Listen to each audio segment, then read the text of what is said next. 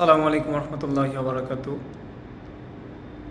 সকল বন্ধুদের প্রতি আমি আমার কিছু কথা ব্যক্ত করতেছি।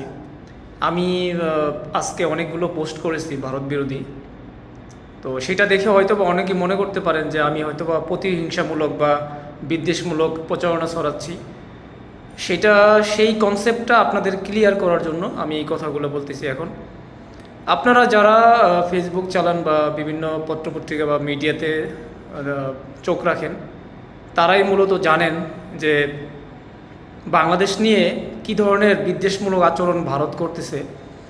বিভিন্নভাবে তারা আমাদেরকে ছোট করতেছে এবং আমাদের অর্থনীতিকে ধাক্কা দিচ্ছে, আমাদের দেশের মধ্যে একটা দাঙ্গা পরিস্থিতি তৈরি করার চেষ্টা করতেছে।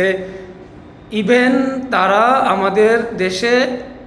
আমাদের দেশকে দখল করার জন্য চ্যালেঞ্জ ছুড়ে দিতেছে এবং আমাদের দেশের নাগরিক যারা ওই দেশে ভ্রমণে গিয়েছে তাদেরকে গ্রেপ্তার করার জন্য অভিযান চালাচ্ছে।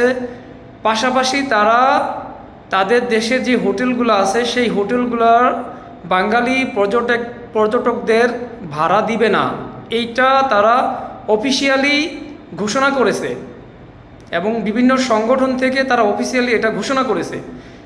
এখন কি আমাদের বাঙালিদের বসে থাকার সময়? আমরা যদি এর প্রতিবাদ না করি তাহলে আপনার আমার ভিতরে কতটুকু দেশপ্রেম নিহিত আছে সেটা আপনি আপনার বিবেককে প্রশ্ন করুন। তাই আমি আপনাদের উদ্দেশ্যে বলবো, আপনারা আমার পোস্ট নিয়ে যদি আপনাদের মনে কোনো সন্দেহ দ্বিধাবোধ থেকে থাকে তাহলে অবশ্যই আপনারা মিডিয়াতে চোখ রাখুন এবং ভারতের যে প্রচারণাগুলা সেগুলা খেয়াল করুন যে তারা কি পরিমাণ বিদ্বেষমূলক আচরণ আমাদের সাথে পরিচালনা করতেছে। ধন্যবাদ।